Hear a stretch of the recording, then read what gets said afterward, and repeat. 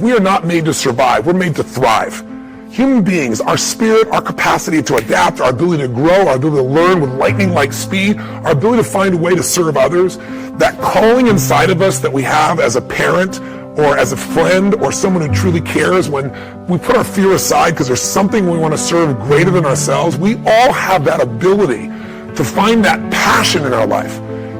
The Newtonian world is all about the predictable. It's all about predicting the future. But the quantum model of reality is about causing an effect. The moment you start feeling abundant and worthy, you are generating wealth. The moment you're empowered and feel it, you're beginning to step towards your success. The moment you start feeling whole, your healing begins. And when you love yourself and you love all of life, you'll create an equal. And now you're causing an effect. And I think that's the difference between living as a victim in your world, saying, I am this way because of this person or that thing or this experience. They made me think and feel this way. When you switch that around, you become a creator of your world, and you start saying, my thinking and my feeling is changing an outcome in my life, and now that's a whole different game, and we start believing more that we're creators of reality. A lot of people start out with a new year, and it becomes a trigger for a possibility of a new life, but that disappears after a few disappointments, after coming up with a few New Year's resolutions that within a week or two they've already broken. I'm going to talk to you about just the simple core of what you and I are made for. We are not made to survive. We're not made to manage our pain or get through it. We're made to be creators of our lives. We can create anything we can dream about, we can create. And I know that sounds like positive thinking, just BS. But in your soul, there have been times in your life, I know, when you've had something that you wanted so much. Maybe you wanted something for someone you care about. Maybe you wanted something for yourself. But you became so obsessed with something, achieving it, experiencing it, whether it was a transformation, in yourself, a change in your business, making a certain amount of money, getting a job, increase of some position, increase. Maybe it was doing something for your mom or your dad or your kids. Somewhere in your life, you've gotten obsessed enough to really want to create something that you may not even know how you were going to do it, but you just wanted it, desired it, that you started all of a sudden taking action, and you got insights, and before you knew it, what used to be just this impossible dream became a reality. Is it fair to say that at some stage in your life that there are some things today in your life that were once just a dream or a goal, that once seemed difficult or impossible, whether it be the job you have or the relationship you're in and might be taking for granted? Is there anything in your life today that was once like that? Well, then you and I are creators. And very often when we get overwhelmed by so many things we feel out of control by, we start getting to being managers of our life, managing our pain, managing through the situation. If you're not being defined by a vision of the future, then you're left with the old memories of the past, and you will be predictable in your life. And if you wake up in the morning and you're not being defined by a vision in the future, as you see the same people and you go to the same places and you do the exact same thing at the exact same time, it's no longer that your personality is creating your personal reality. Now your personal reality is affecting or creating your personality. Your environment is really controlling how you think and feel unconsciously, because every person, everything, every place, every experience has a neurological network in your brain. Every experience that you have with every person produces an emotion. So some people will use their boss to reaffirm their addiction to judgment. They'll use their enemy to reaffirm their addiction to hatred. They'll use their friends to reaffirm their addiction to suffering. So now they need the outer world to feel something. So to change then is to be greater than your environment, to be greater than the conditions in your world. And the environment is that seductive. So then why is meditation the tool? Well, let's sit down, let's close our eyes. Let's disconnect from your outer environment. So if you're seeing less things, there's less stimulation going to your brain. If you're playing soft music or you have earplugs in, less sensory information coming to your brain, so you're disconnecting from your environment. If you can sit your body down and tell it to stay like an animal, stay right here.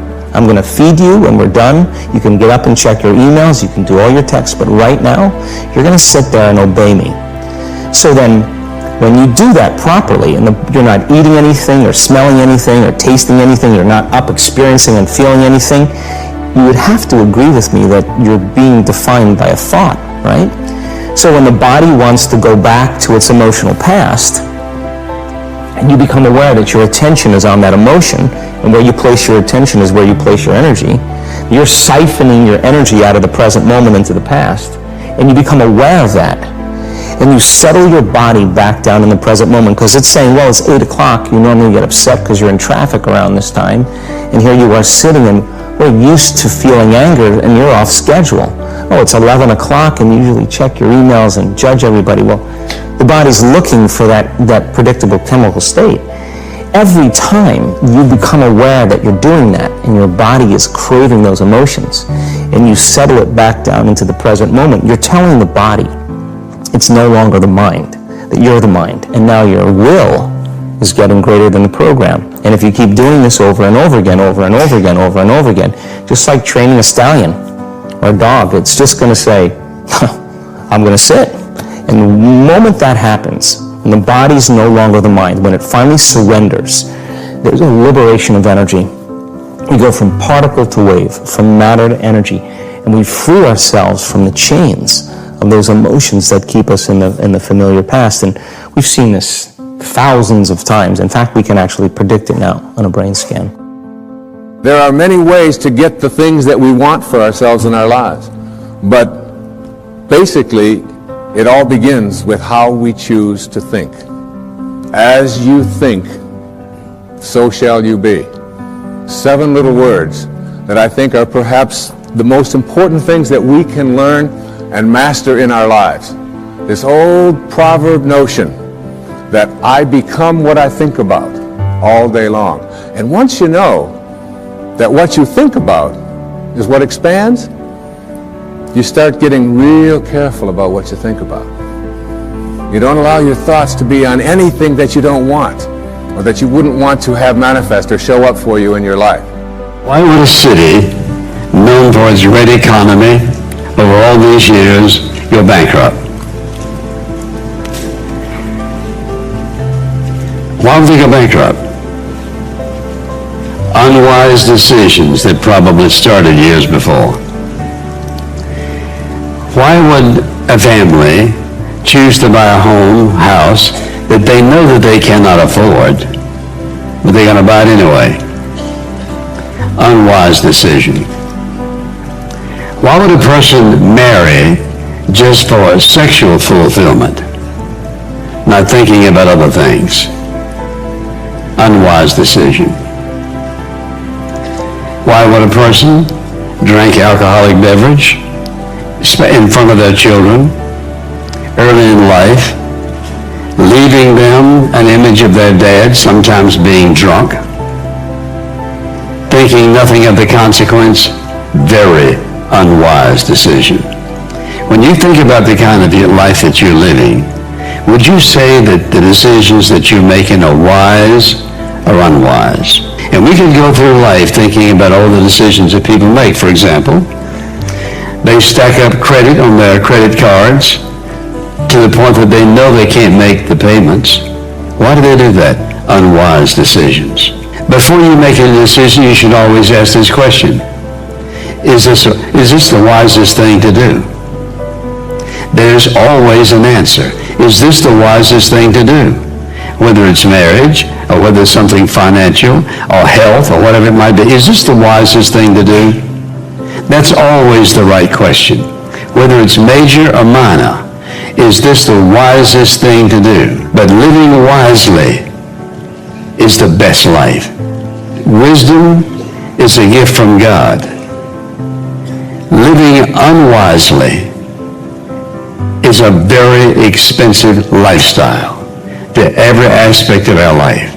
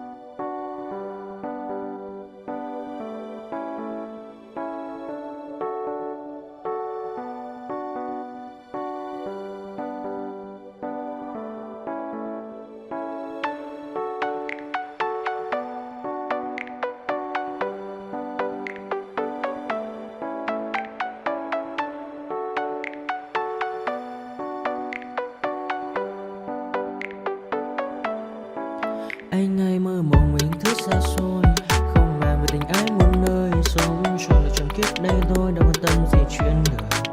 Thế mà lại ngâm tương tư, ông tầm bà mũi xa tơ, đêm nằm trộm nhớ mơ mơ về ai.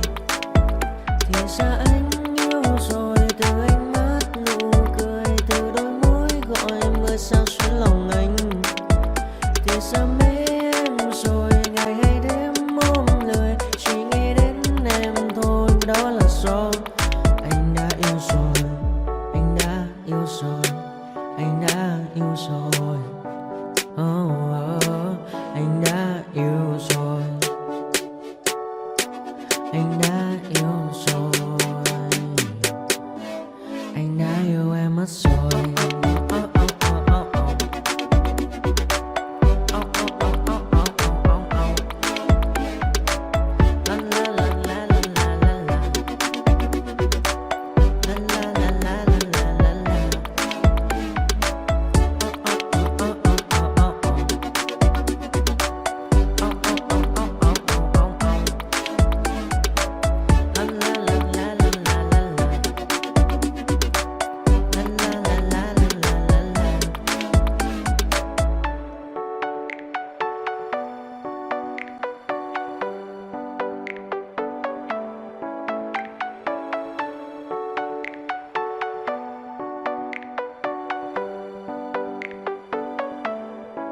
Anh hay mơ mộng mình thứ xa xôi, không màng về tình ái muôn nơi, sống cho là trọn kiếp đây thôi, đâu quan tâm gì chuyện đời.